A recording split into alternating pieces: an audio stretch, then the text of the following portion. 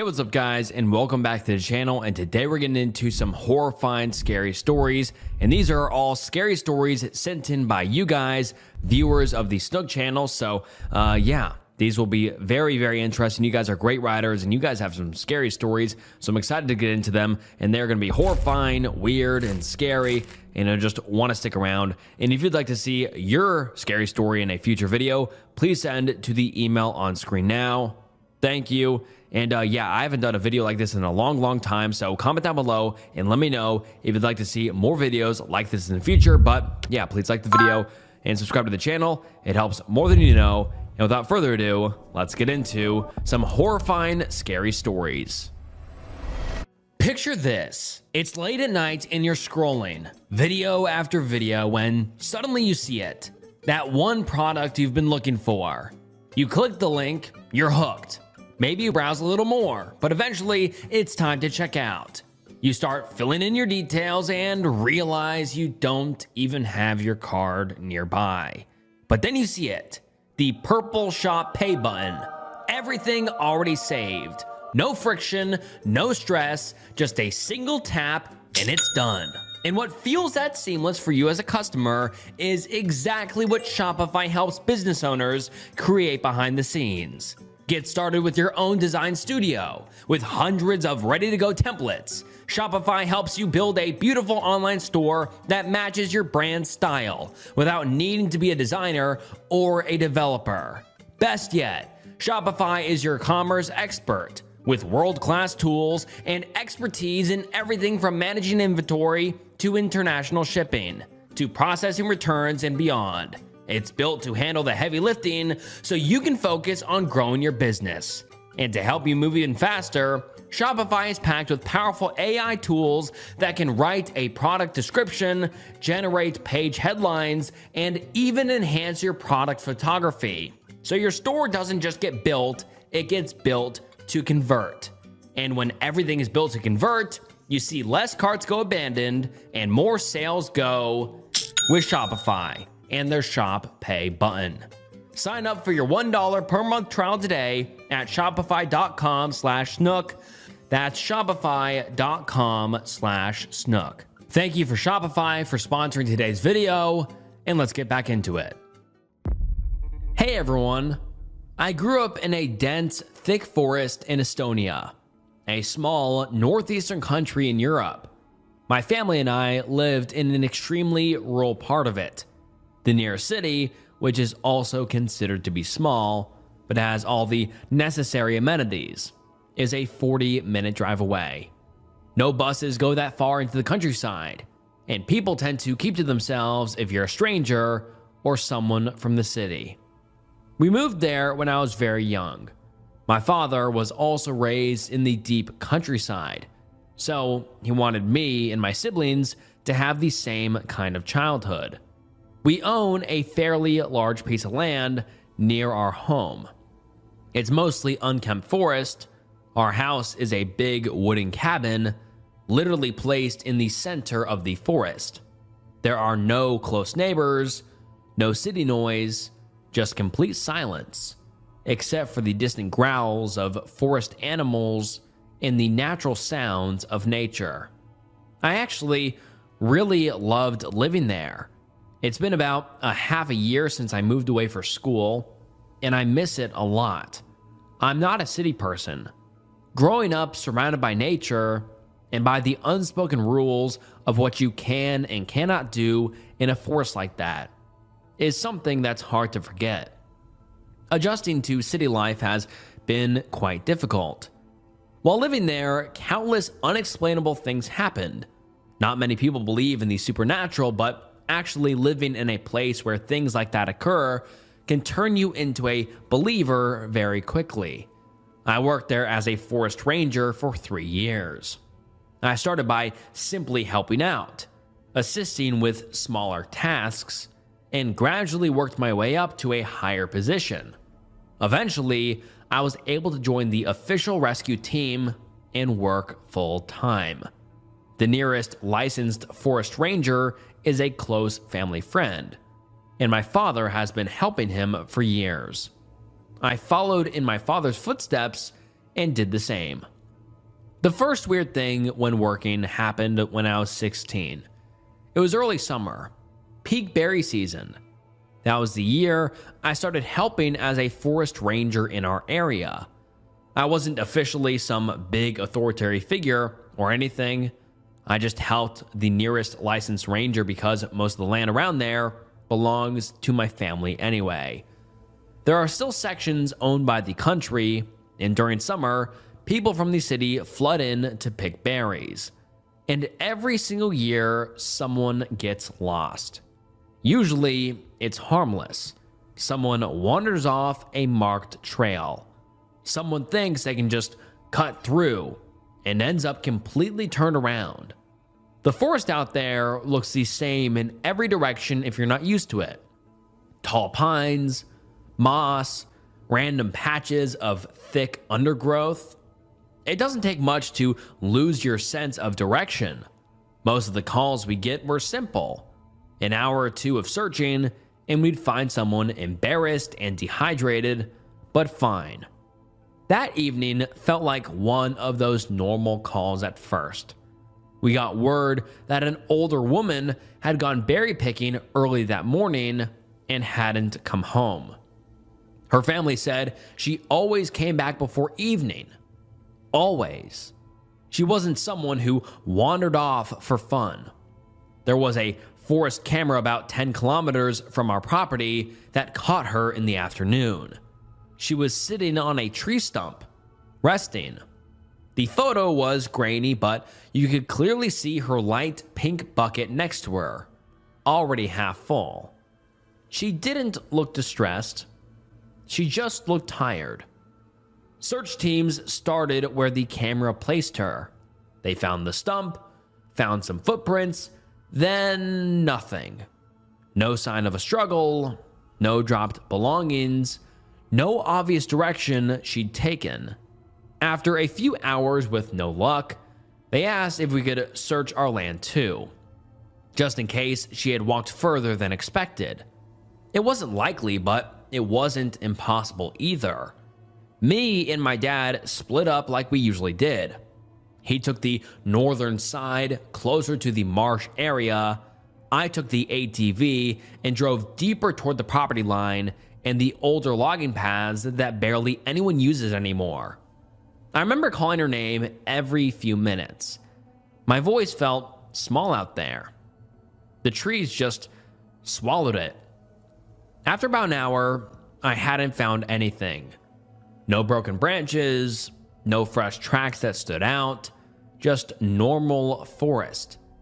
It was getting late enough that the light started turning gray and flat. That time of evening where everything starts to lose color. Technically, my shift had ended because I was underage. I wasn't supposed to work past a certain time. I stopped the ATV and grabbed my radio to tell my dad I was heading back. That's when I noticed something to my right. At first, I thought it was just red moss or flowers, but when I looked closer, I saw a pile of wild strawberries a few meters into the trees. I turned the engine off completely. The sudden silence felt loud. I walked toward it slowly. It wasn't just a few berries scattered around. It looked like someone had dumped an entire bucket's worth onto the forest floor. There were too many for it to be an accident. They were crushed in some spots, still fresh in others. It didn't make any sense. People don't spend hours picking berries just to throw them away. I felt uneasy instantly, like I had walked into something private. I radioed my dad and told him what I'd found. He said the rest of the team was heading our way and told me to stay put. I should have stayed put, but I didn't. Something about the berries bothered me. The pile wasn't random. It felt placed. I stepped further into the trees, scanning around. That's when I saw it. A light pink bucket leaning against a tree about 30 meters away. It matched the description exactly. I swear my heart dropped into my stomach. I approached it slowly. I don't even know what I was expecting. Maybe it would be empty. Maybe she dropped it and walked off confused, but when I looked inside, I froze. There was a rabbit in it, or what was left of one.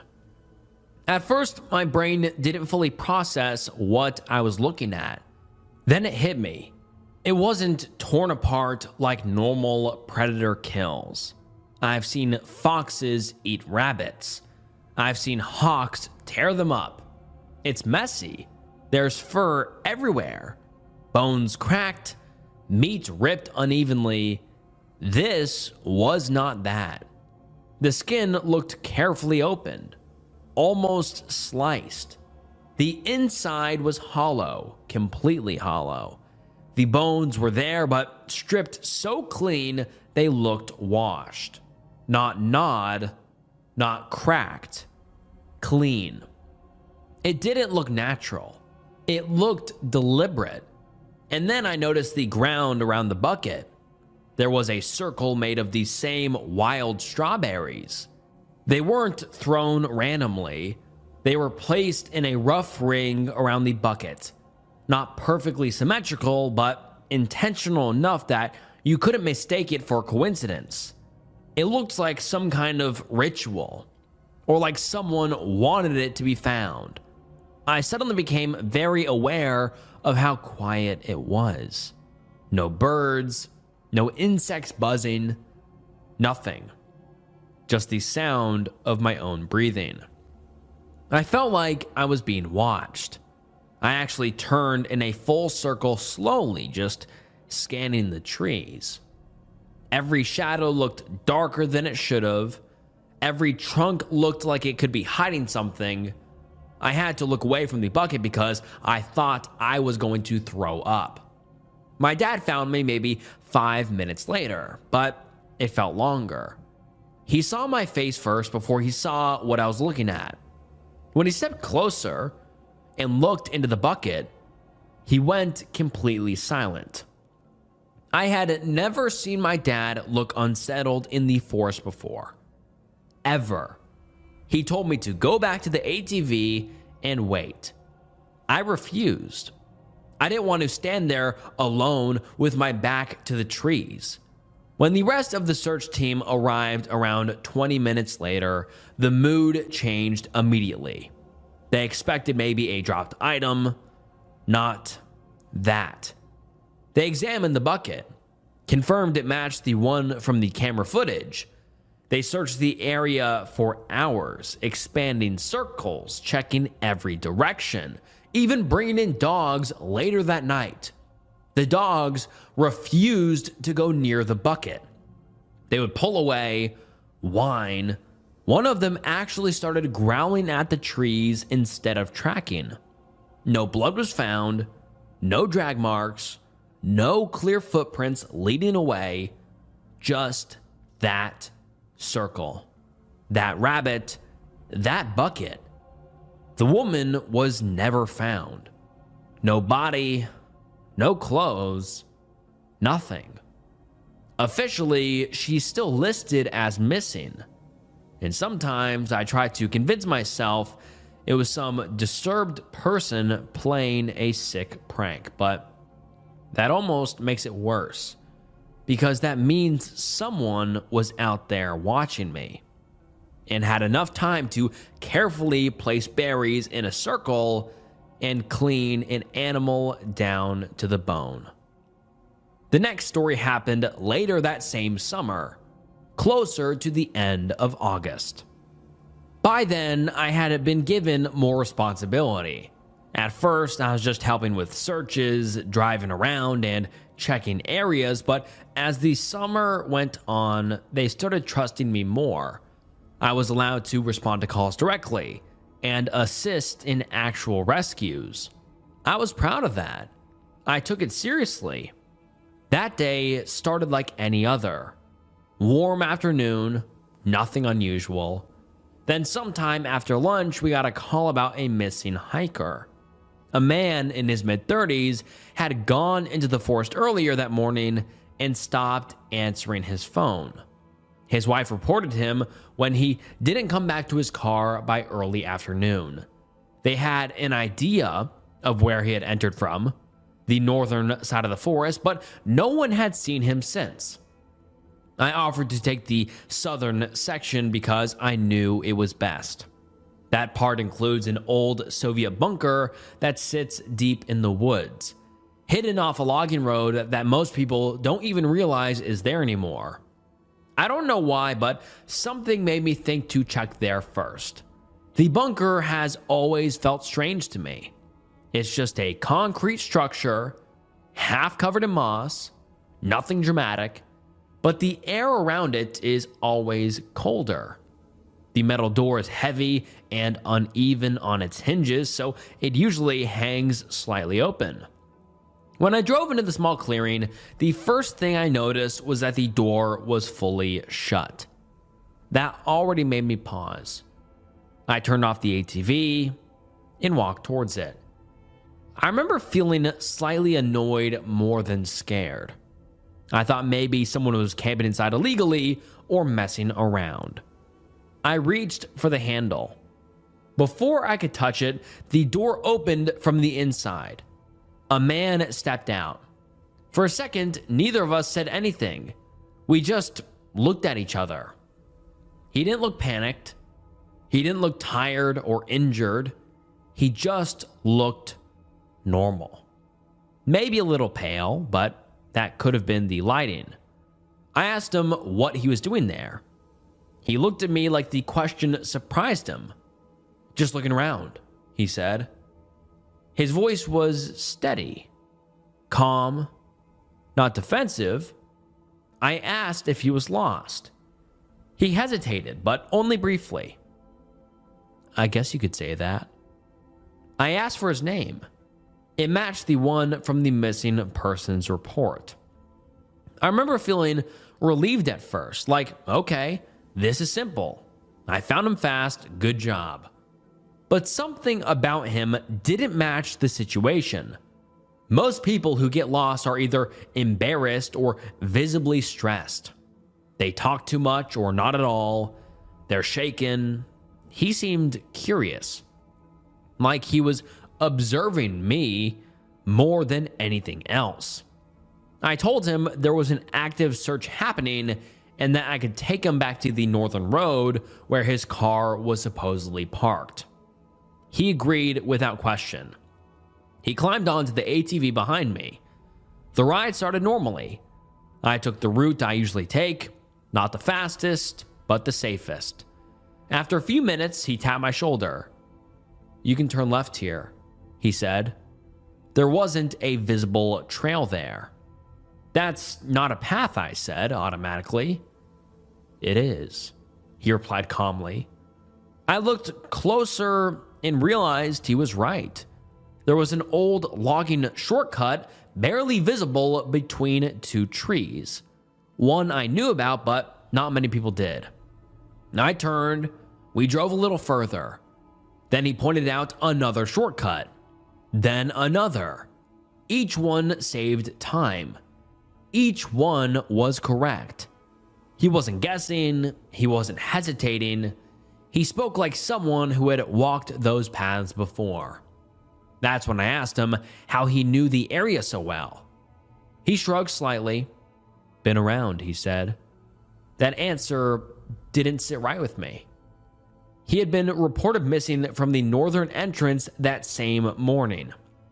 According to the report, it was his first time hiking here. Yet he was guiding me through parts of the forest that even some locals avoid. The rest of the ride was quiet. I remember becoming very aware of how steady he was sitting behind me. Not gripping tightly like someone unfamiliar with ATVs, just balanced. Like he knew exactly how it would move. When we reached the northern road, there was a dark car parked off to the side. He got off the ATV, thanked me, and walked toward it. I watched him unlock it and get inside. I waited until I saw the engine start. Then I radioed in that the missing hiker had been located and returned safely to his vehicle. Everyone sounded relieved. Search called off. I drove home feeling proud. Honestly, it felt like I had handled it pretty well. A few hours later, I got a call from the main ranger.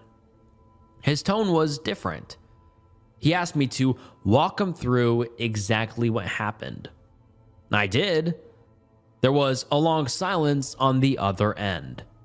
Then he said they had just located the missing man's car. It hadn't moved. It was still parked where it had been earlier that morning.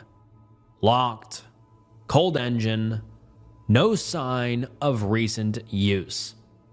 I remember standing there with my phone in my hand, feeling embarrassed at first. I thought maybe I had mixed up vehicles. Maybe there was another dark car and I hadn't paid close enough attention. But I know what I saw. They restarted the search immediately. This time it lasted 3 days. They found him on the third day, about 12 kilometers from the bunker, alive but severely dehydrated and confused. When they asked him what happened, he said he remembered going into the forest and then getting turned around. He said he had been wandering alone the entire time. He had no memory of being near the southern section, no memory of the bunker, no memory of me. When they asked if he had encountered anyone during those days, he said no. He insisted he had never been that far south in the forest. The part that stays with me is this. When they found him, he was barefoot.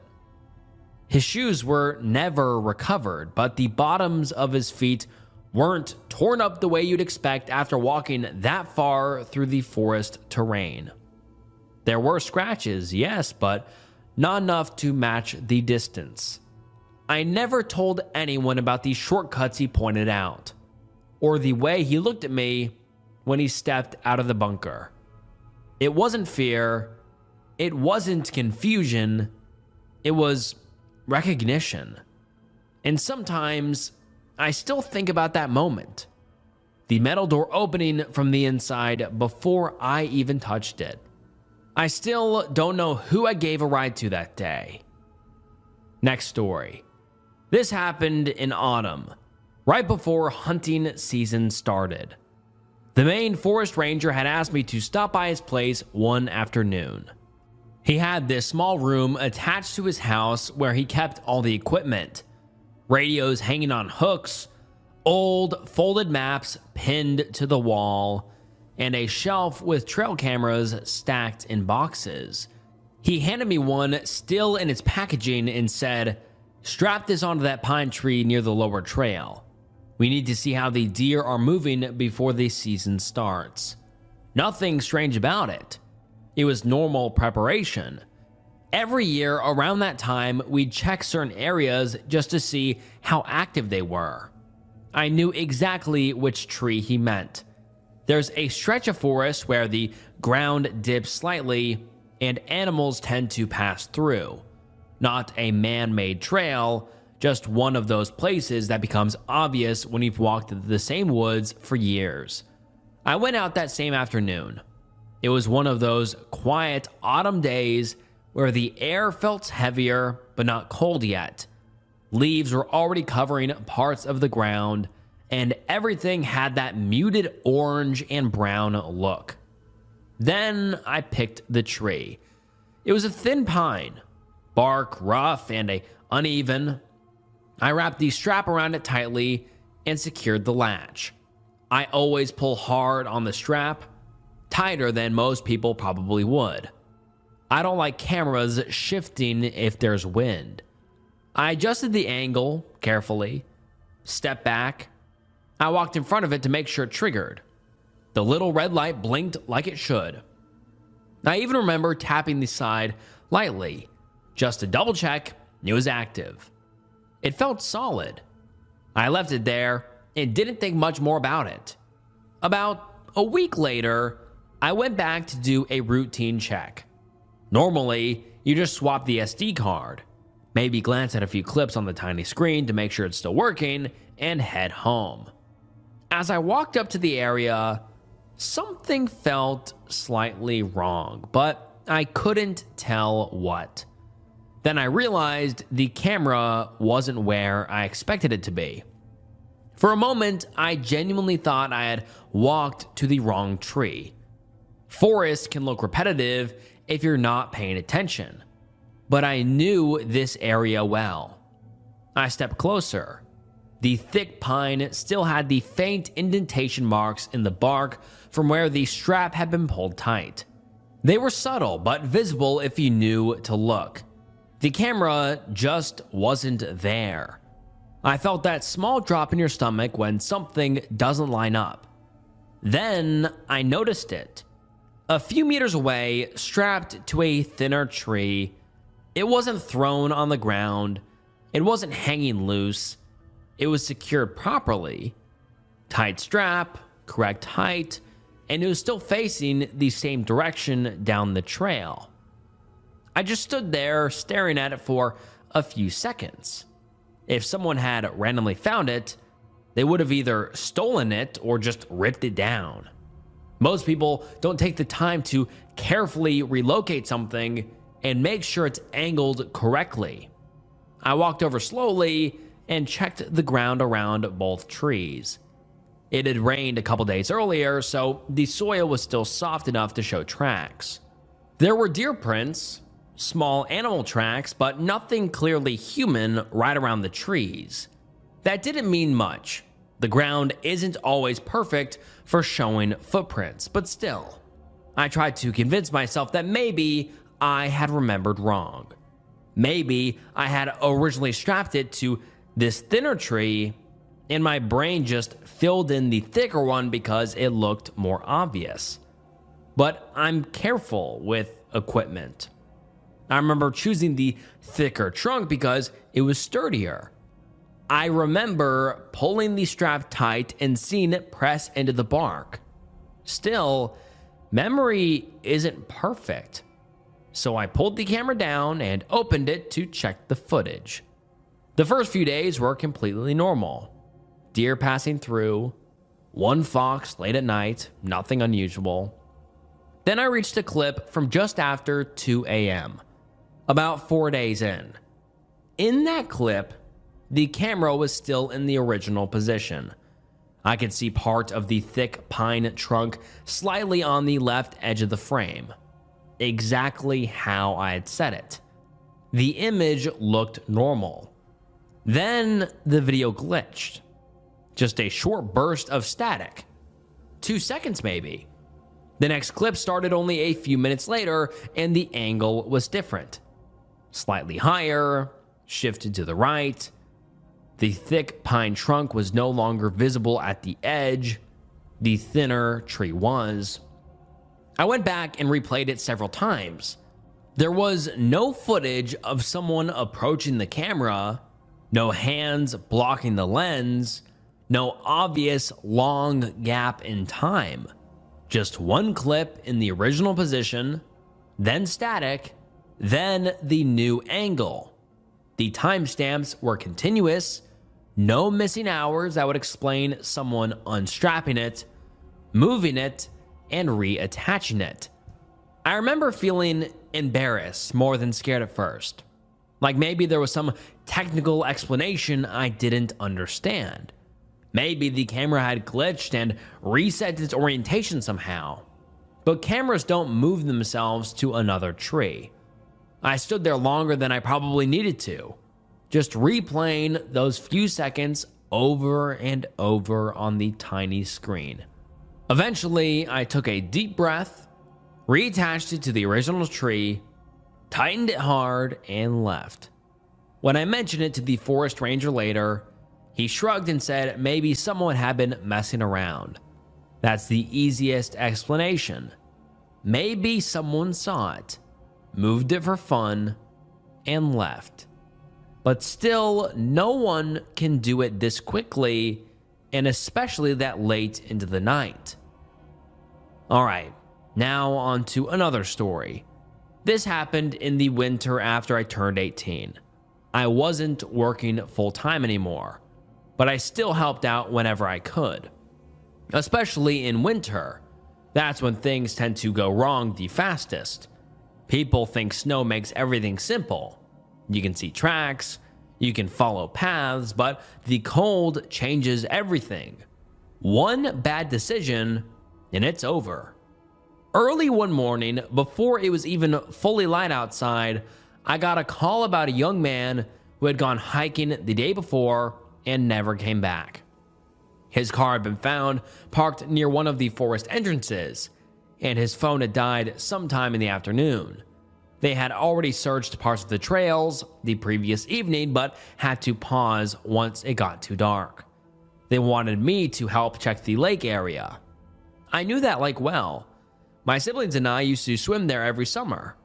It wasn't huge, but it felt big when you were a kid. In winter, it freezes over completely.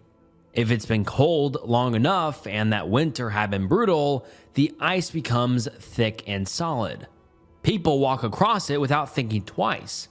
That morning, it was painfully cold. The kind of cold that makes your eyelashes freeze slightly if you stand still too long. The sky was pale gray, not quite sunrise yet. A thin layer of fresh snow had fallen overnight, just enough to clearly show any movement from the past few hours. I drove my ATV slowly toward the lake and cut the engine a little before reaching the shore. The silence hit immediately. The lake was a flat, white sheet stretching between dark tree lines. It looked almost peaceful. I started by checking the shoreline. Usually, when someone is lost or unsure, you see hesitation in their tracks, circles, back and forth pacing, signs of confusion. At first, I didn't notice anything unusual. Then my eyes adjusted to the brightness of the snow, and I saw them. Footprints. They started from the edge of the lake. Clear boot prints, pressed cleanly into the thin layer of snow. Definitely adult-sized. The tread pattern was visible, winter boots. They went straight out onto the ice, not wandering, not zigzagging, just a straight line. I stepped closer to the shore and studied them carefully before stepping onto the lake myself. The ice beneath the snow looked smooth and solid. There were no visible cracks radiating out from the prints, no darker patches suggesting weak spots. I tested the ice with my weight before committing fully. It didn't shift or creak beyond the normal sounds frozen lakes make. I followed the footprints slowly. Each step was evenly spaced, calm, measured. Not someone running, not someone panicking. It was like he had simply decided to walk straight toward the center. The lake isn't enormous, but standing out there in winter makes it feel larger. The tree line looks farther away once you leave the shore. The prints continued steadily, and then they stopped. I remember the exact feeling in my chest when I reached the last one. It wasn't dramatic. It wasn't a shock. It was confusion. The final footprint was as deep and clear as the others. No sign of slipping, no drag mark, no disturbance in the snow beyond it. Just the final print. And then untouched snow stretching ahead. I stood there longer than I probably should have, scanning the area. I turned slowly in a full circle, looking for any continuation, any sign he had doubled back in his own prints, but there was nothing overlapping them. No second layer, just one path out. No path back. I crouched down and brushed some snow aside near the final print, just to look at the ice itself. It was intact, No crack, no hole, no thin patch that had given way and somehow sealed itself again. The ice was thick enough that it would have taken serious force to break through. Later that day, they drilled into sections of the lake just to be sure. The ice thickness was consistent, solid all the way through. He hadn't fallen in, and yet the footprints ended in the middle. We expanded the search into the surrounding forest. We searched for days, dogs, volunteers, drones. A few days later, they found his winter coat hanging on a low branch a few kilometers from the lake. Just the coat. Not torn, not buried, not hidden. Placed.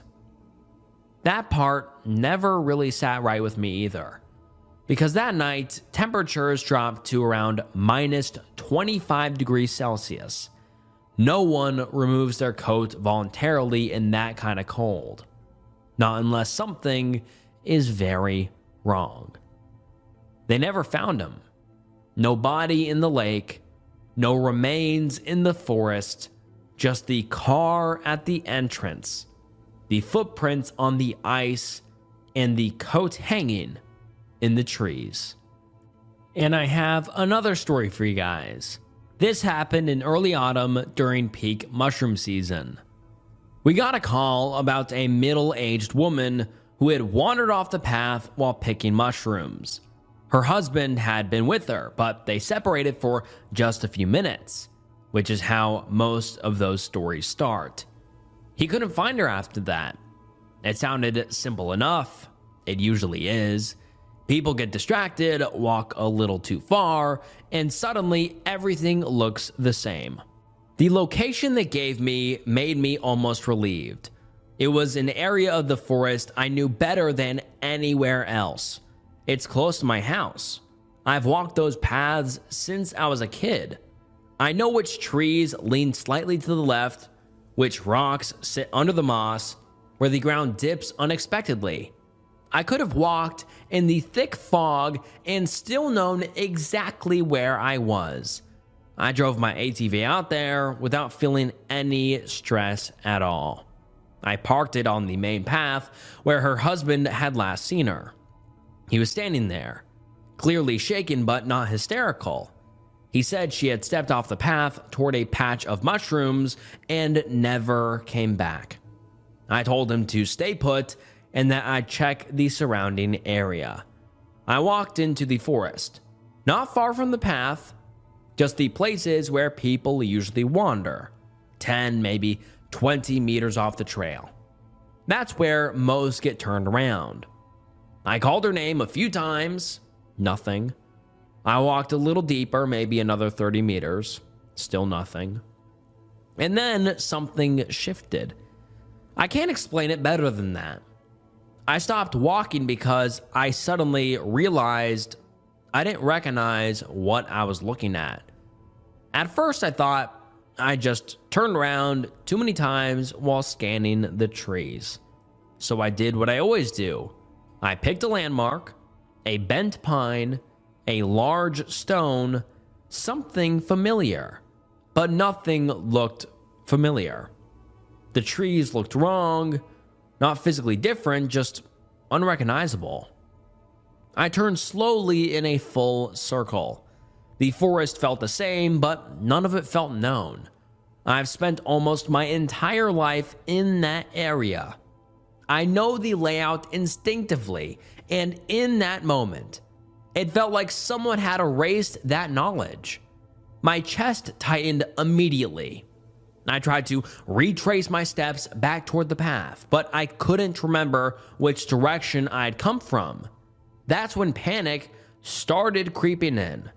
Not dramatic panic, but just that slow, rising heat under your skin. I started walking in what I thought was the direction of the path. After maybe a minute, I stopped again. Nothing. No sign of the main trail. No sound of the ATV, no familiar clearing. It didn't make sense. I couldn't have been more than 100 meters from where I parked. I called her name again, louder this time, but by then I wasn't really thinking about her anymore. I was thinking about myself. I tried to slow my breathing and focus. I told myself I was overreacting, that I had just turned around too many times and disoriented myself. But every direction looked equally unfamiliar. The panic fully hit then. I started pacing, walking faster, trying different directions, hoping something would click. Nothing did. It felt like being dropped into a forest I had never seen before. My hands were shaking when I grabbed my radio. I called the main forest ranger and told him, probably more panicked than I should have sounded, that I was lost. He paused for a second, probably thinking I was joking. I wasn't. He told me to stay where I was and that he'd send someone. I tried to stay still after that, but it was hard. I kept turning in circles looking for anything. A familiar tree, a fallen log, a change in terrain. Everything looked flat, endless, the same. Eventually, I heard someone calling my name. I answered immediately. They found me about 300 meters from where I had parked the ATV. 300 meters. When they reached me, they looked confused more than anything else. I must have looked pale because the woman who came to find me asked if I was feeling okay. I tried to explain that nothing looked familiar, that I couldn't recognize the area at all. She looked around and said, "You're right next to the lower trail. You can see it through the trees." I turned, and there it was. The path, visible, clear as day. I don't know how I hadn't seen it before. Then she asked me why it had taken so long for me to radio for help. I frowned and said I'd almost called immediately after realizing I was lost. She shook her head. "You went in there 2 hours ago." I remember staring at her, genuinely confused. 2 hours? There was no way. In my head, maybe 15 minutes had passed, 20 at most, but when I checked the time, she was right. I had been wandering in that small area for nearly 2 hours. 300 meters from where I had started. I had completely forgotten about the missing woman during that time. They found her later that day. She had walked in the opposite direction and ended up near a small clearing. She was fine, cold and shaken, but fine. I wasn't. For weeks after that, I avoided that section of forest. Not because I thought something supernatural had happened, but because I couldn't explain what did. I've gotten turned around in unfamiliar forest before. That's normal, but not there. Not in the one place I could walk with my eyes closed. And the worst part isn't that I got lost. It's that for 2 full hours, I truly believed I had never been there before. And I have a few stories from my father. My dad isn't someone who tells ghost stories. He doesn't sit around talking about strange things that happened to him. He grew up in the forest, worked in it most of his life, and if something makes a sound, he'll tell you exactly which animal it probably was. He's practical, calm, not easily shaken. But over the years, I've managed to get a few stories out of him. This one happened in the early 2010s. There was a huge missing persons case. A little girl who disappeared while hiking with her parents. They had stopped along a forest trail, looked away for what they said was just a few seconds, and she was gone. The search was massive. Volunteers came from nearby towns. Organized groups were sent out in sections. It went on for days. By the time my dad joined in, she had already been missing for nearly a week. People were still hopeful, but quietly, most were preparing for the worst. When there are large volunteer surges like that, they don't just let people wander off alone. For safety, they pair experienced forest workers or rangers with small groups of regular volunteers. Rangers have first aid training, wilderness training, and they know how to keep people calm if something goes wrong. My dad was assigned to a group of 5 volunteers. They had just been working most of the day, combing through their assigned grid. Nothing unusual, just slow, methodical searching. Calling her name every so often, watching the ground for anything out of place. By late afternoon, it was getting dark. They had one last small section left before they were supposed to head back to the main road where the other teams and emergency vehicles were stationed. It was dense forest, not a marked trail, just trees and underbrush. They stayed close together, no more than a few meters apart at any time. My dad said he turned around to check that everyone was still in sight. One of the women in the group was gone. At first, he assumed she had stepped behind a tree or bent down to check something. He called her name casually. No response. They all started calling for her. Nothing. No sound of movement. No snapping branches. No answer. My dad was about to radio the main team when one of the younger men in the group suddenly asked, "Where's my dad?" My dad said he froze. He counted. There were only 3 people left. Him, the young man, and one middle-aged woman. 2 people had disappeared within seconds of each other, and none of them had heard anything. No running, no struggling, no shouting. The forest was quiet. They called both names again, louder this time. My dad walked in, widening circles around where they had last been standing. Nothing.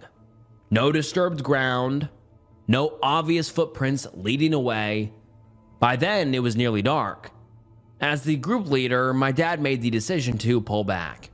He told the remaining 2 to stay close, physically close. He made them hold on to each other so no one could drift even a step away. They started moving quickly towards the main road. The young man was already panicking, calling for his father between breaths. My dad told him firmly to stop shouting and keep moving. He later told me that something felt wrong. Not just dangerous, but wrong. They had already walked maybe 50 meters when they heard it. A voice behind them, calling the young man's name. But not quite right. Close enough to recognize, just slightly off. Like someone trying to pronounce it without ever having said it before. The young man immediately tried to pull away from my dad's grip. "It's him," he said. My dad grabbed him harder. He told me he knew instantly that wasn't the father. He said he didn't know how he knew, but he did. The voice called again. Same, almost correct pronunciation, from the direction they had just come from. The young man broke free for a split second and turned towards the sound. My dad grabbed him under the arm and physically lifted him enough to drag him forward. He started running. Not jogging, running. He yelled at both of them not to look back. He told me he could hear something moving behind them. Footsteps, branches breaking, keeping pace, not gaining on them, just following. The young man was crying and shouting for his dad, fighting against my dad's grip. But my dad didn't let go. They ran until they reached the main road where other teams were stationed. When they burst out of the trees, people immediately knew something was wrong. My dad explained what happened: 2 volunteers missing, voices in the forest, because it was fully dark by then and that section was known to have wildlife activity.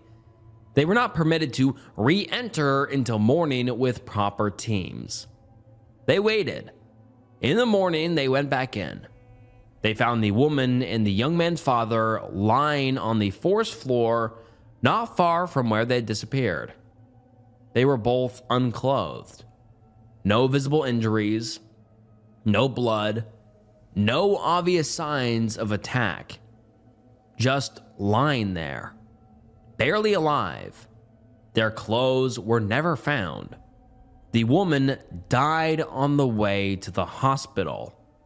The father survived, but he had no memory of leaving the group. No memory of hearing his son call for him. No memory of the forest after that last section. My dad doesn't add details when he tells the story. He doesn't speculate. He just says that the voice wasn't right, and that if he had let go of that young man for even a second longer, he's not sure he would have come back either. He's told me that story once, and he's never told it again. I have another story from my father. I've heard it a few times, but the details always stay the same. This happened about 5 years ago. My dad had gone to cut firewood for my grandparents. They live close by, and there's a small patch of forest they own. Not our main land, but close enough that he knows it well. It was a normal day. He drove out there in the afternoon with his car and attached one of those heavy-duty carts behind it to transport the logs. The kind that's already a hassle to hook up even when it's empty. He worked for hours, cutting and stacking wood. Nothing unusual, just the sound of the chainsaw, the smell of fresh birch and pine, the usual rhythm of work. By the time he finished loading the last pieces into the cart, it was already getting dark. Not pitch black, but that deep blue hour where the forest starts to feel smaller. That's when he first heard the rustling. To his right, leaves shifting, branches moving. He didn't think much of it. It's the forest. Animals move around constantly. A fox, maybe. A deer. Even a moose. It's their home. But the rustling didn't stay in one place. It shifted. First to his right, then somewhere behind him, then slightly to the left. Not running, not crashing, just moving. He said that's when it started feeling odd. At first, he thought maybe wolves. There had been a lot of wolf activity in the area that year. Some had even attacked local dogs. Wolves usually avoid humans, but sick or desperate ones can behave unpredictably. It was already dark enough that he decided that was his cue to leave. He loaded the final logs into the cart, wiped his hands on his jacket, and got into the driver's seat. When he started driving, something immediately felt wrong. The car felt too light. If you've ever towed something heavy, you know the difference. You feel the resistance, the weight dragging slightly behind you. This felt like nothing was there. He stopped, got out. The cart was detached, completely unhooked from the car. Now, these carts are not simple. They are heavy even when they're empty. You don't just bump them loose. And this one was loaded with a fresh cut wood. It would have taken real effort to remove it properly.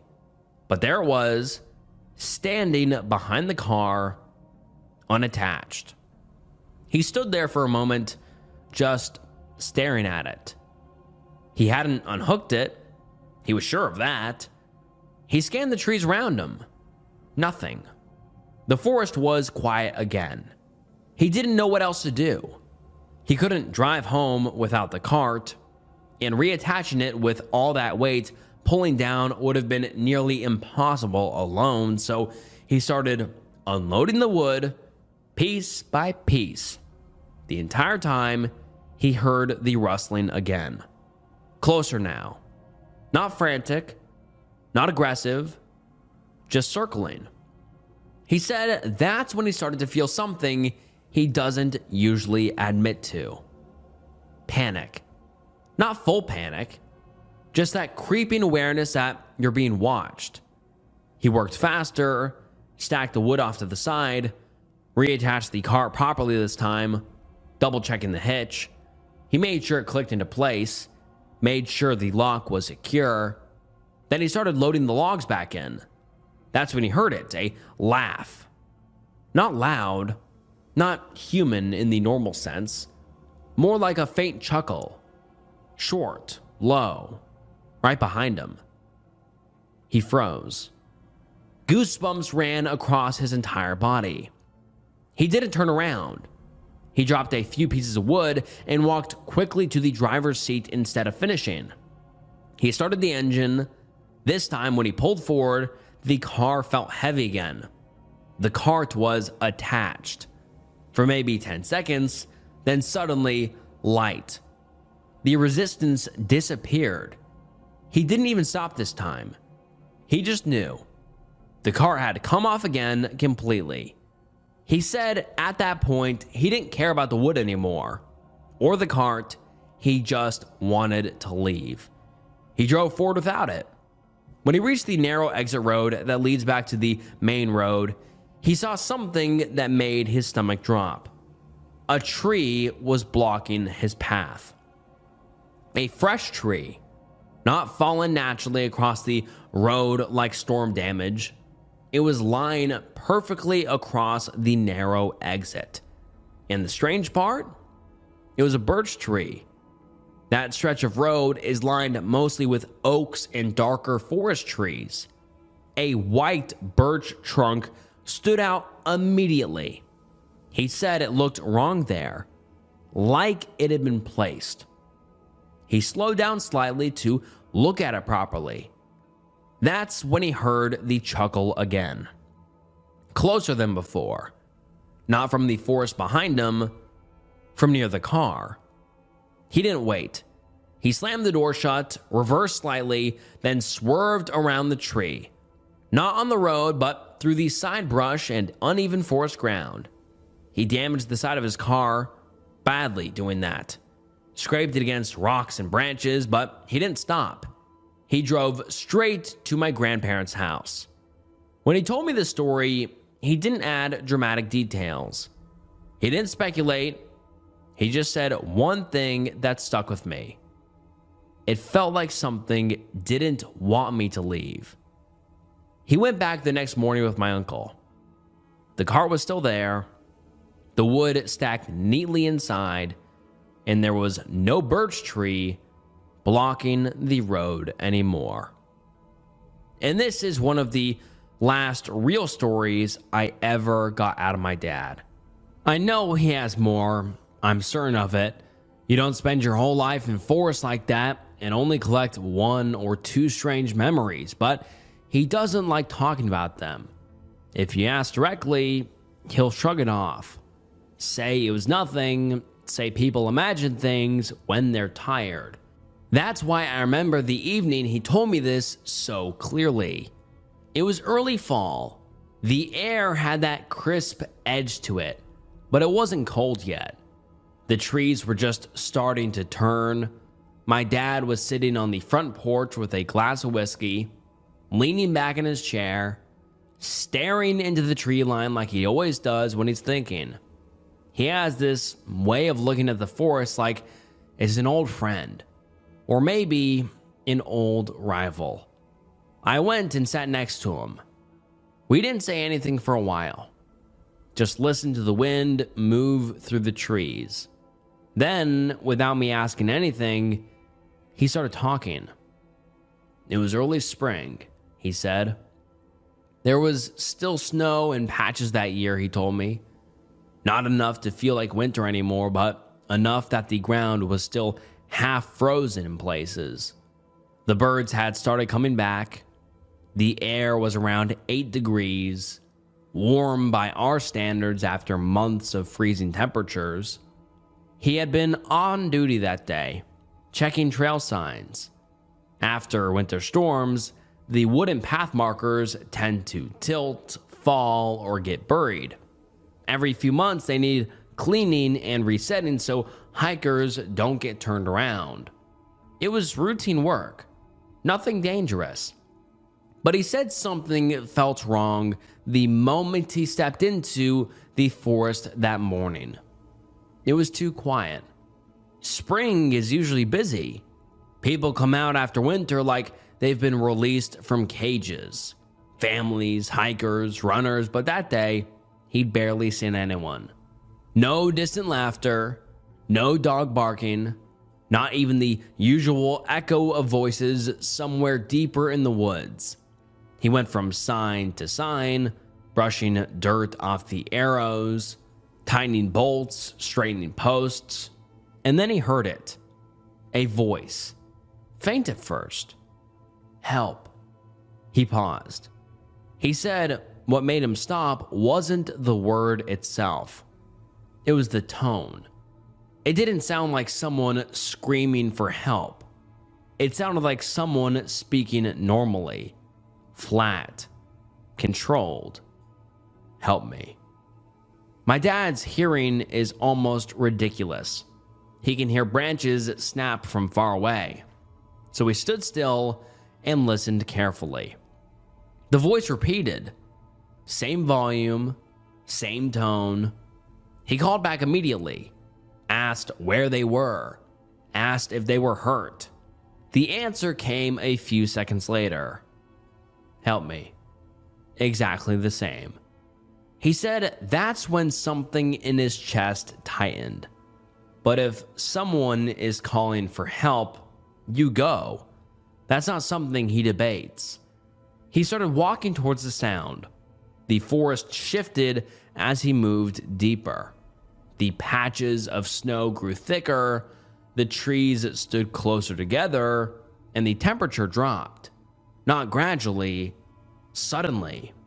He said it felt like stepping through an invisible wall. His fingers went numb inside his gloves. His breath became visible again in thick white clouds. It had been warm enough to leave his heavy coat at home. Now he felt like he was standing in the middle of winter. The birds had gone silent. No wind, no rustling, just that voice. Help me. Over and over. The closer he got, the more his body reacted. His legs felt heavy, his head slightly dizzy, like altitude sickness. He described it once, but he didn't stop. The terrain started sloping upward toward a small hill. And that's when he saw the figure, a man sitting at the top of the hill, back turned toward him, completely still.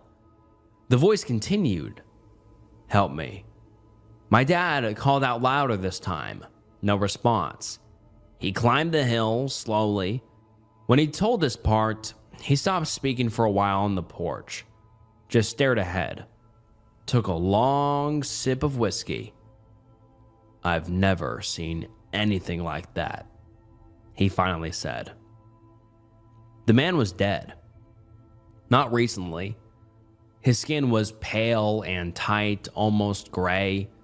His clothes stiff from cold. His body rigid in a way that made it obvious he had been exposed to freezing temperatures for a long time. His eyes were gone, not bleeding, not damaged in a violent way, just empty, like they had never existed. And yet the voice was still coming from him, from inside his chest, repeating the same words. Help me. Same tone, same volume, like a broken recording. My dad said that's when he felt it. Not wind, not imbalance, hands. He said it wasn't a violent shove at first. It was pressure. Firm, intentional, like someone placing both palms against the middle of his back and leaning forward. He didn't have time to react. The pressure turned into force. He stumbled forward, lost his footing on that damp slope, and rolled down the hill. He said he remembers the sky flipping upside down, the white of snow mixing with dark tree trunks, and then something hard striking the side of his head. After that, everything went black. He doesn't know how long he was out for. He said when he opened his eyes, the first thing he saw was the sky through the branches. And for a moment, he genuinely didn't know where he was. That kind of blank, hollow confusion where your brain hasn't caught up to your body yet. He tried to sit up. That's when the pain hit. His leg didn't just hurt, it felt wrong. He said it felt like it wasn't attached correctly anymore. Sharp pain shot up through his hip and spine when he tried to move it. He laid there for a few seconds, just breathing, trying to remember. And then he saw the hill, and everything came back at once. He looked back up. The body was still there, and he swore. To this day, he swears that he saw a faint cloud of breath leave the man's mouth in the cold air. He tried to stand up and immediately collapsed. His leg was broken. He said the pain hit him so hard it made him scream. But he didn't stay. He said he knew staying wasn't an option, so he ran on a broken leg.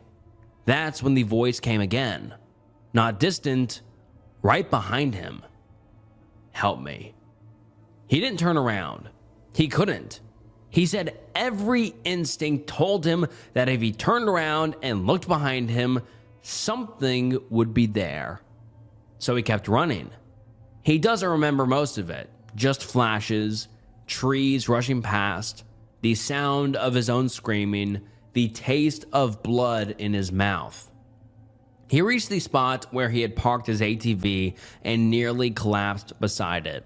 His hands were shaking so badly he could barely get the keys out. He realized his radio was gone. He must have dropped it when he fell. The thought of going back up that hill to get it even crossed his mind for half a second. Then he started the engine.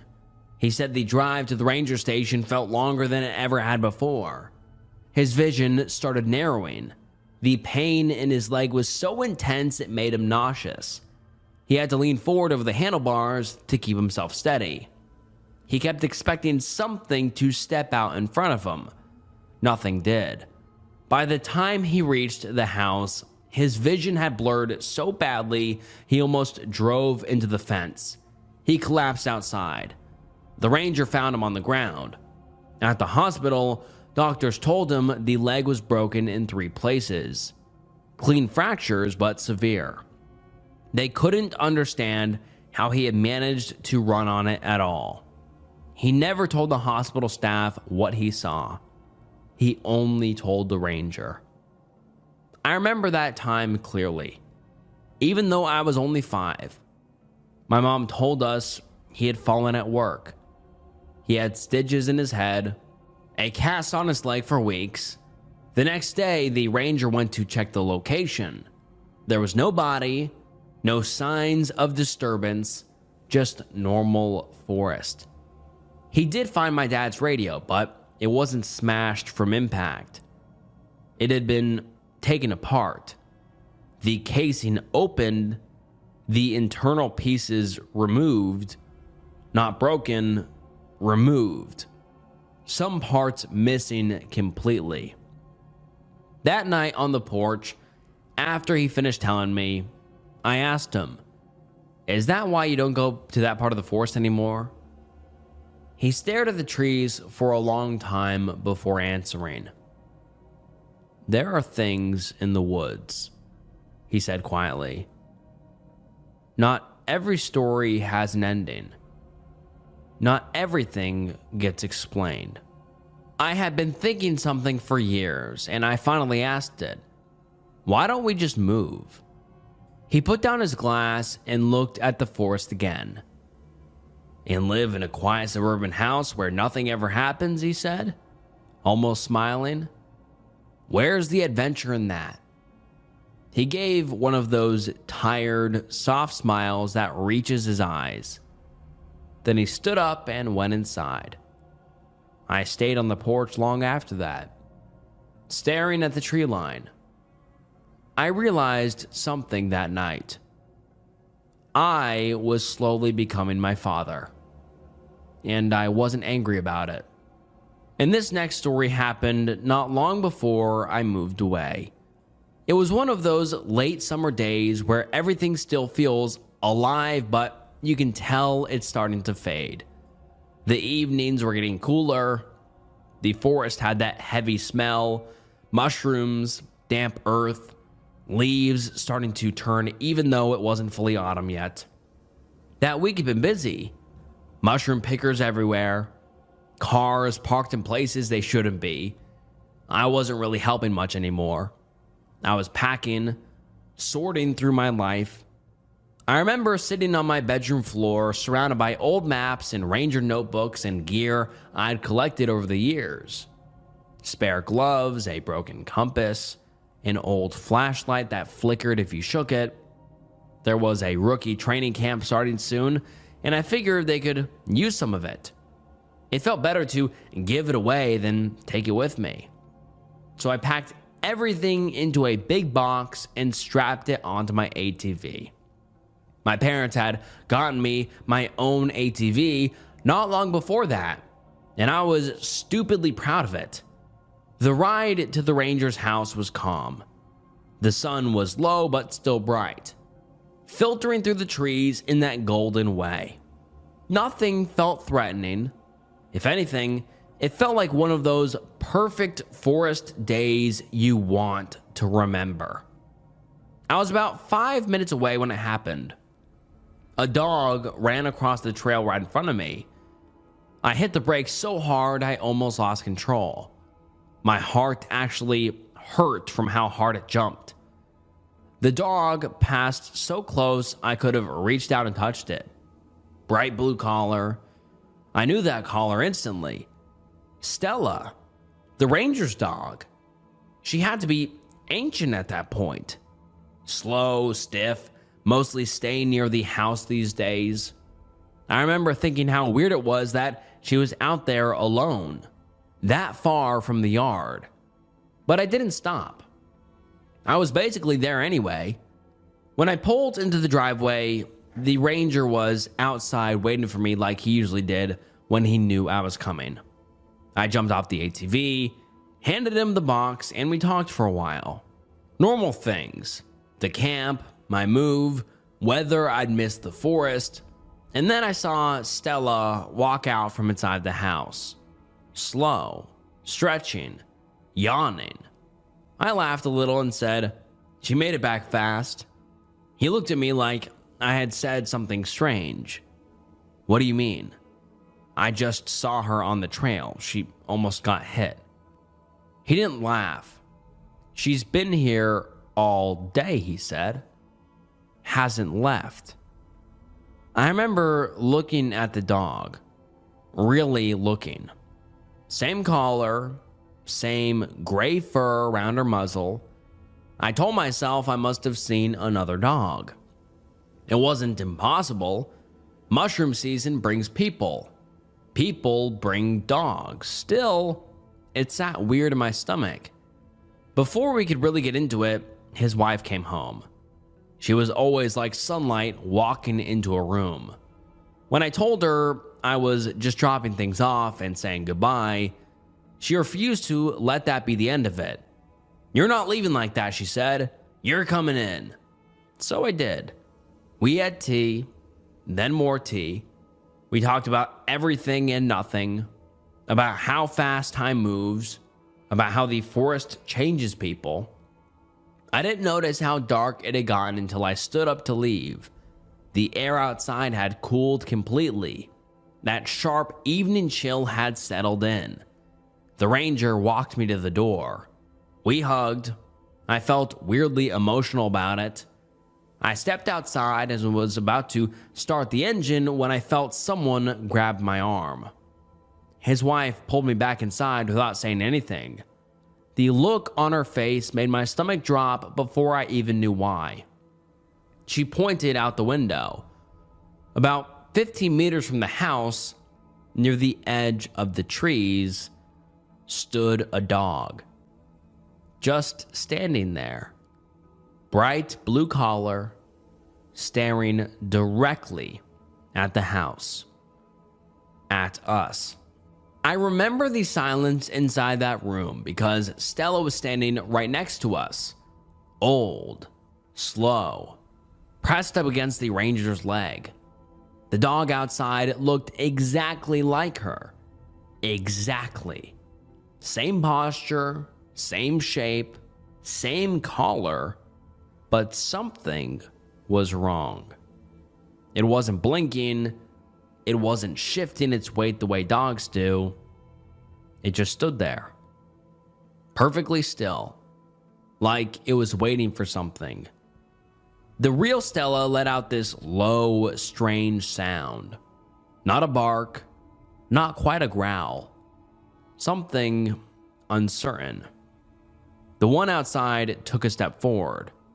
And that's when it became clear it wasn't right. It moved stiffly, not limping, not injured, just wrong. Like it had studied how dogs move, but didn't fully understand the rhythm of it. The legs seemed slightly out of sync with each other, too deliberate. It took another step, head tilting slightly too far to one side, still staring. None of us spoke. I remember thinking how small the distance was between us and it. 15 meters isn't much. The ranger finally said quietly, "You're not going outside tonight." His voice wasn't dramatic. It was calm, firm. That's not my dog. He called my dad. I could hear enough to know he wasn't joking. My dad didn't argue. He told me to stay inside, no heroics. We kept watching. The dog outside stood there for a long time. Then slowly, without looking away, it turned.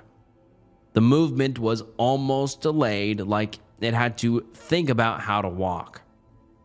And it went back toward the trees. And that was it.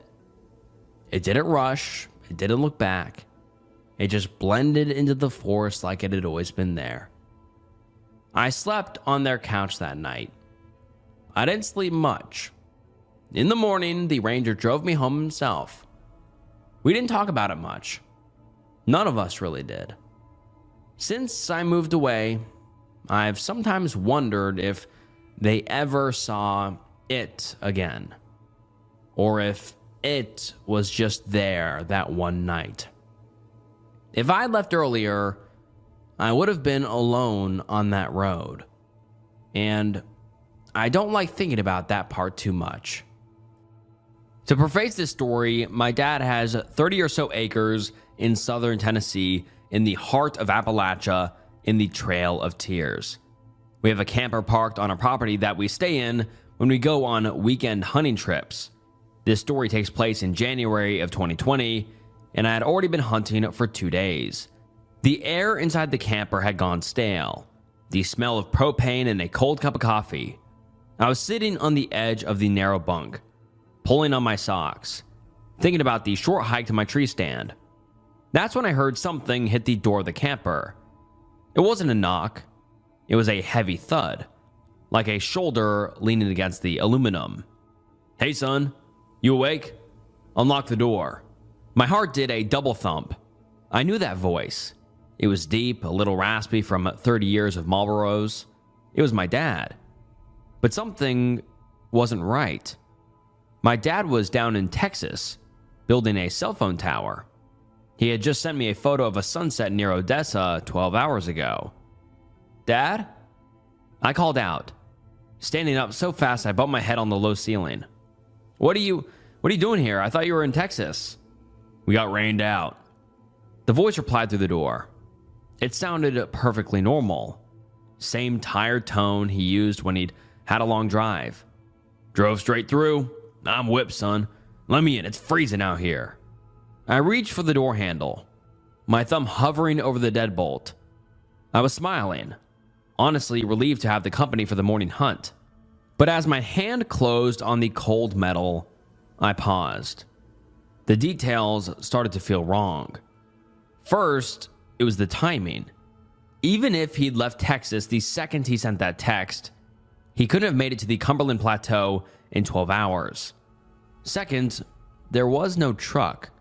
The camper sits on a ridge about 50 yards from an old logging road. You can hear a vehicle coming as soon as it gets in the driveway, the gravel crunching, the engine revving as it makes it up the hill. But the woods were dead silent. No headlights had hit the camper windows. No door had slammed. Hey Dad, where'd you park? I asked, my hand still on the lock. Down by the creek, he said. The mud's getting deep.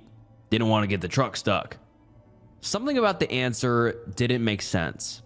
I drive a two-wheel drive Ford Ranger, and my dad drives a four-wheel drive full-size Chevy, so I moved to the small window beside the door, my breath fogging the glass. I wiped a streak clear and looked out. There he was, standing in the dim yellow glow of the porch light I'd rigged up. He was wearing his old Carhartt and his Marine Corps hat. He was looking down at his feet, hands shoved deep into his pockets. Come on, son, he said, his voice muffled by the door.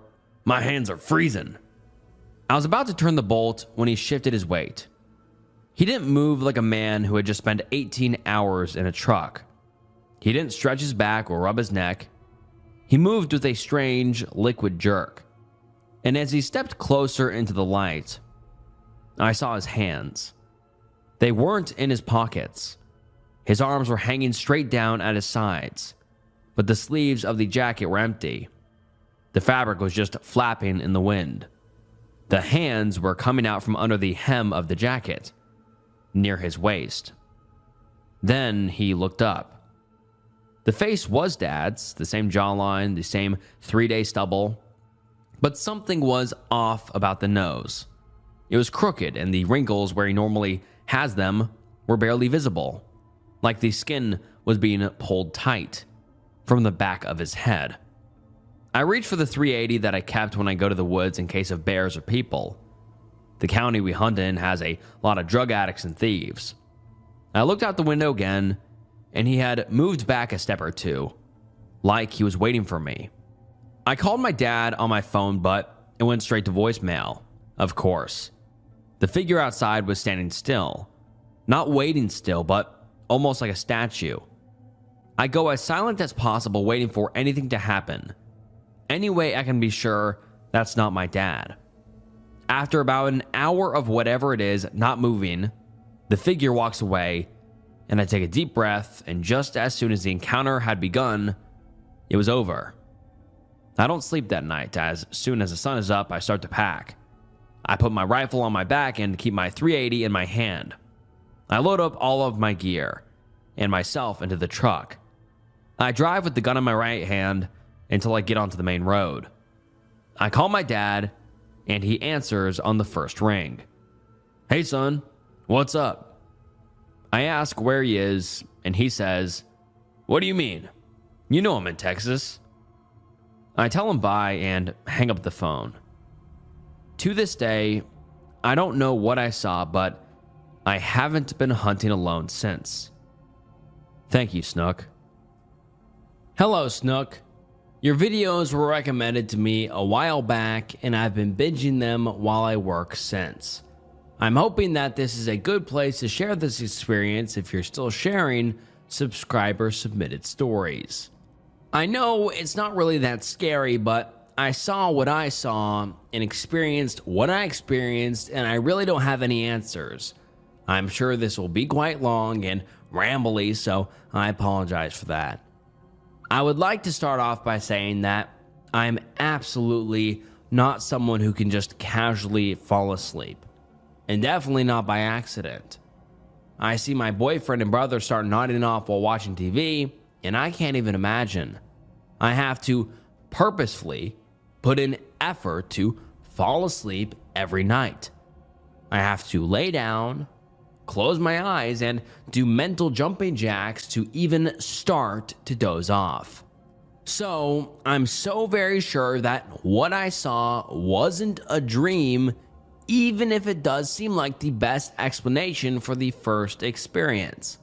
My boyfriend, S, and I started dating when we were 14 and 15 years old, moved in together at 17 and 18, and moved to the state that my mom was from for better high-paying job opportunities at 18 and 19.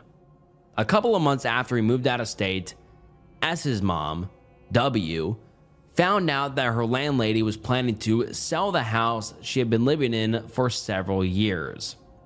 She absolutely loved the town she lived in and the surrounding water and woods activities in the UP, but was having a difficult time finding another pet-friendly rental in her budget in the area. She had been separated from her husband for years, but they hadn't actually divorced at the time. As a solution to the housing problem, she asked him to buy her out of her half of the house they had shared so she could purchase a home in the area. She found a really nice yet very old home about a block from the beach that was in the wealthy part of town. It was somehow in her budget, being sold by the local animal shelter. The house was definitely a fixer-upper, but for the price and location with the deadline to leave the rental coming closer, she rushed to put in an offer. Immediately after she received the keys, she had done as much as she could to make the house livable, pulling up carpets, removing things from the walls, painting, sealing, replacing, etc., but needed help with some things. It was around Christmas time, so we volunteered a 3-day trip to help her with a couple remodeling challenges and unpacking, as well as to have a late Christmas celebration. The house was beautiful on the outside. It definitely looked like it should have cost a whole lot more than the asking price. The inside was a lot less happy. It felt dark and depressing. She had painted a couple layers of white paint over the wood paneling that took up a good chunk of the main floor, but it still felt sad. She showed us the luxurious upstairs and the previously hoarded basement that still had stickers, nails, and screws placed in or on literally every surface possible. She had a box of random things she had discovered around the house so far. Newspapers, clippings of random things ranging from the 1950s to 2018, magazines, toy cars, feathers, seashells, belt buckles, and many other things that had been tucked in vents, under the stairs, behind walls, left in cabinets. It was a little creepy, but most of it was pretty cool. After the tour, we sat up in the living room to exchange gifts, eat pizza, and just catch up. S and his mom smoked a little, so we decided collectively to begin work on the house the next day. At around 9 p.m., which was 8 p.m. where we lived, W said that she was tired and was ready to head back to bed. So we said goodnight and went to our sleeping areas. We were set up on the couch in the living room. It was a large L-shaped plush sectional. One side was parallel to the stairs that went upstairs and faced the railing, which was about 15 feet away. That was S's side. My side faced the entryway to the house, but had a clear view of the bottom of the stairs if you turned your head even a little from a sitting position. W had also set up an oscillating fan for us to use. W and her dogs slept in the master bedroom upstairs. Since it was only 8 p.m. where we lived and I worked to 2 p.m. to 10 p.m. at the time, so was used to staying awake much later, I decided to stay up on my phone for a couple of hours before trying to sleep. In the morning, I woke up before everyone else, so I went to the bathroom to brush my teeth, wash my face, and fix my very curly hair. I walked up to the bathroom counter and realized that there was no mirror, a side effect from the recent paint job that I had somehow not noticed the night before. I grabbed my stuff and walked upstairs to check the bathroom. Again, no mirror. I walked back down the stairs and did a once-over in the dining room, living room, and office to see if there was maybe one as a part of the decor on the walls that I could at least part my hair with. There was absolutely none to be found, so I did my best I could with the front camera on my phone and went about my day. W and I went on unpacking while S installed light fixtures and changed out a couple outlets for modern ones that actually worked, as well as some other electrical and plumbing work. I even asked W about the lack of mirrors in the house that day. She said that the bathroom ones were outdated and quite gross, so she had ordered new ones to replace them. She mentioned that she had a nice big round one that she was planning on putting in the dining room, but she had dropped it during the move. It was one that I was familiar with from her previous home. She then said that I could use her vanity mirror in her room whenever I wanted. We finished the day and W and S went to bed around 10 p.m. again. I once again was not ready for sleep, so I curled up on the couch with my phone. I was scrolling social media and texted my mom back from earlier in the day. I lifted the blanket with one arm and held my phone on the other to roll over, and as I did, I noticed movement at the bottom of the stairs. I freaked out a little and immediately turned my flashlight on my phone to the bottom of the stairs. Nothing. I assumed it was just a shadow on the wall from the blanket when I lifted it up with my phone screen light on. I shrugged and went back to scrolling. About half an hour later, I sat up to grab my water and saw movement again. Again, I turned on my flashlight, and again, nothing was there. I told myself that there was proof that it was just my shadow freaking me out. 15 minutes later, the fan that W set up for us just stopped. I was definitely quite freaked out, but overall, it was just an old house with old wiring. Even if the outlet had just been replaced earlier that day, and it had been new out of the box and been running constantly since right before we got there, when the outlet was being replaced, I was pretty sure that there was some reason for it. A little while later, I was about to go to bed when W's dog started barking. Really crazy barking. That was definitely not normal for them, but they're dogs. Sometimes they just bark. However, it wasn't making me feel much better. The feeling in the house was just off at that point. There were too many small, unsettling things happening in a short amount of time for me to feel great. I could hear W talking to the dogs to calm them down and calling them up onto the bed with her. Knowing that I wasn't the only person awake made me feel a tiny bit better, so I decided to just go to the bathroom quickly before just forcing myself to go to sleep to be done with the creepy night. When I was in the bathroom, I splashed some water on my face and heard my phone quietly ding next to me. It was my mom responding. That immediately calmed me down.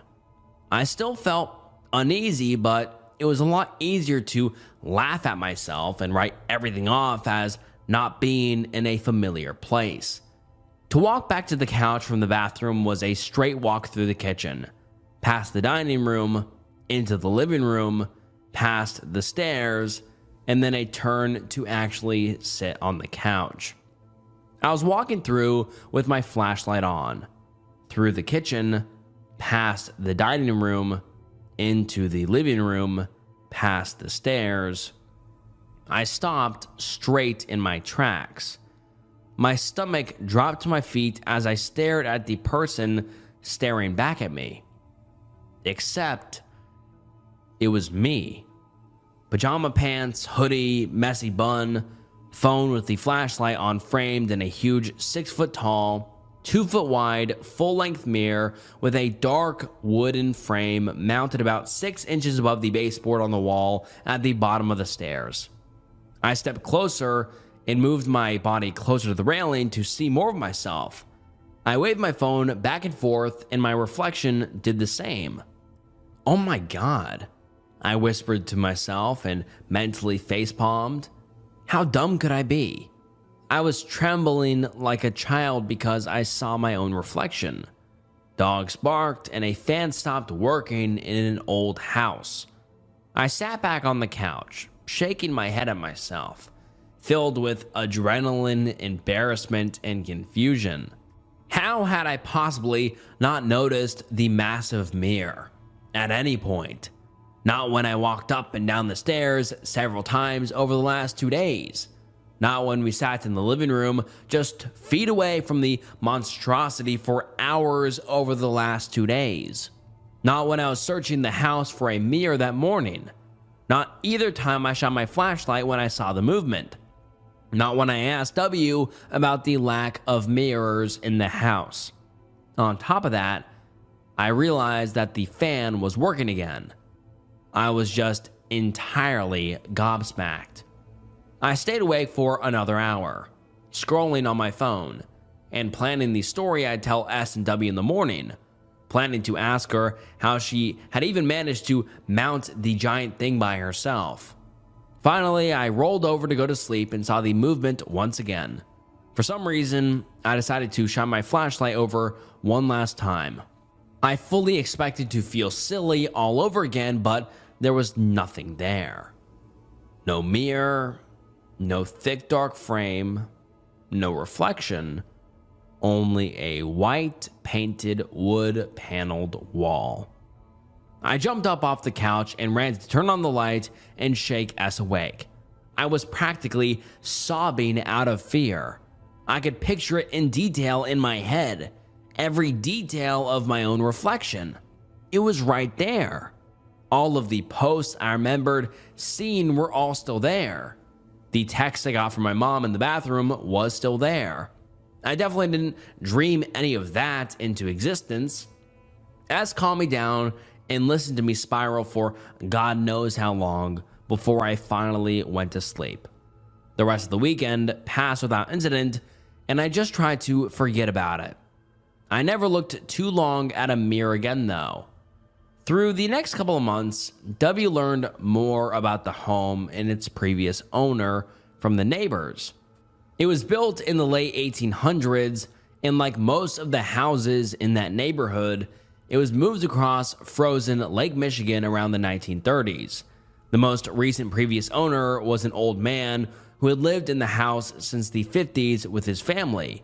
From all accounts, he seemed to be all of the worst parts of the man from Monster House. He went after countless people and neighbor kids with bats for knocking on the door or stepping on his mostly uncut grass. There was decades of domestic abuse calls and concerns against his wife, who passed away early in the 2000s. After she died, he completely cut off his adult sons. He spent his days mostly cooped up in the house, hoarding, drinking, and hating the world, as well as coating the house in stickers, nails, screws, staples, etc., and hiding his little treasures everywhere. Then, as a final screw you to his sons, he left his money, house, and all earthly possessions to the local animal shelter, which, as messed up as it is for his kids, might have been the kindest thing he ever did. He did, however, die in the house for a fact. The next door neighbor hadn't seen him as much as go to the mailbox in several months, so called for a welfare check, which didn't do much. She then contacted his oldest son, who found him deceased in the master bedroom. We also found a large, dark stain in the hardwood under the only new carpet in the house in the master bedroom, so that's something. I don't know if that had anything to do with the mirror or not, but that house was problematic to say the least. A little before a year before the mirror incident, we decided to move back to my hometown, about 30 minutes away from W's house. We had an incredible relationship with her and looked forward to spending lots of times with her. The plan was to stay with W for about 3 weeks as we waited to sign the lease and move into our new rental. During this time, our car broke down in a way that we couldn't afford to fix at the time, as his new job was in the halfway point between our new town and W's town. He then had no way to get back and forth to work, and I hadn't found a job yet. W suggested that we stay with her and help remodel her house until we were on our feet again. It sounded like a great plan since the holidays were very close. We had lived with her in the past and had a great time when we did. At the very beginning, it was amazing, and it was so nice to have family close again. We even found jobs very quickly, but it went downhill fast. We all started to resent each other. We were all sick and exhausted all the time. My mind felt foggy and confused every day. W started smoking weed all the time, even on his lunch breaks. She would make horrible comments and go through our things. All of that was extremely out of character for her. But it really started with things constantly going missing in the house. Tiny, insignificant things. Parts of the furniture, house keys, mail, etc. All of this W blamed S for, even though he had no reason to take these things. Our things were going missing as well. An almost empty bottle of perfume, S's wallet, chargers, things from groceries, things that you remember putting somewhere and then it was gone. Another thing that happened frequently were broken phones. All three of us are people who have the same phone for years, but all of a sudden, we are all breaking our phones left and right. You'd set it on the bathroom counter to shower, and when you'd get out, it'd be cracked. Leave it on the coffee table to make a meal, come back, screen shattered. Drop it on the carpet, and it'd be spiderwebbed. Pretty much every month, one of us had a phone break.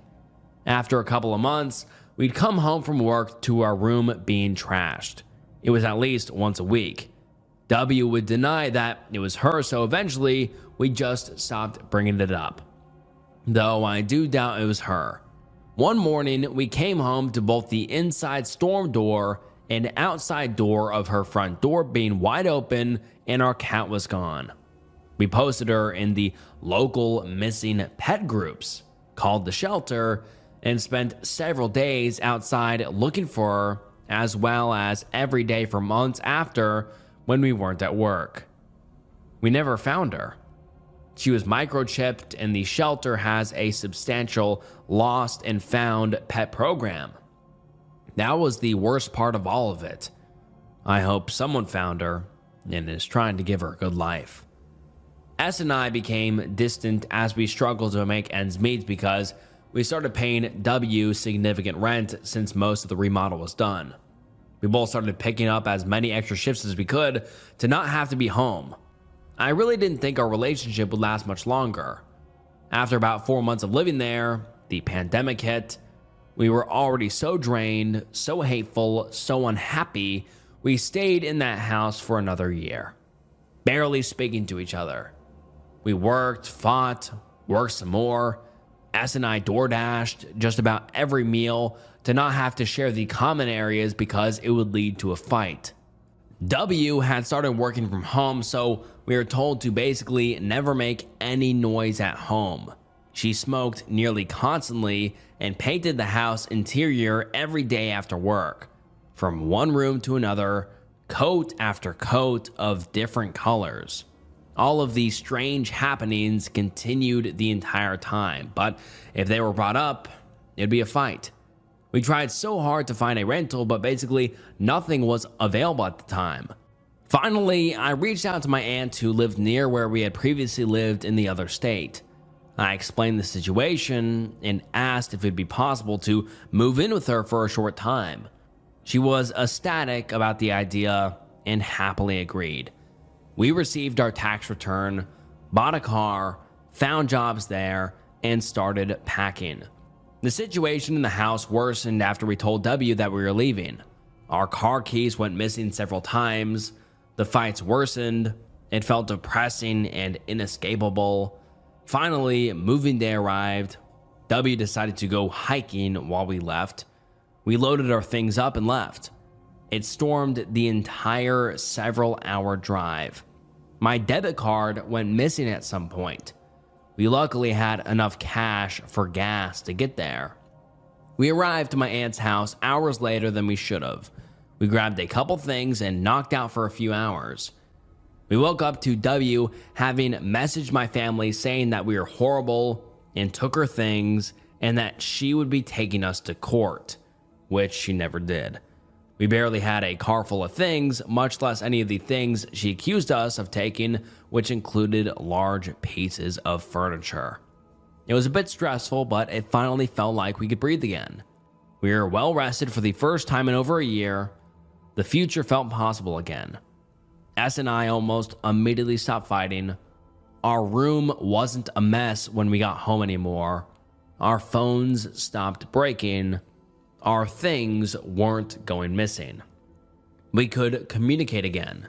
We found a rental very quickly, and we've been calm and happy together since. We never saw or heard anything that felt supernatural after that mere incident, but I truly believe it was the house that ruined our lives for a year. I have never felt the same way that I did while living there, and I plan to never feel that way again. W still lives there. We're not close anymore. She went from being a second mother to me, someone I looked up to being someone I couldn't recognize.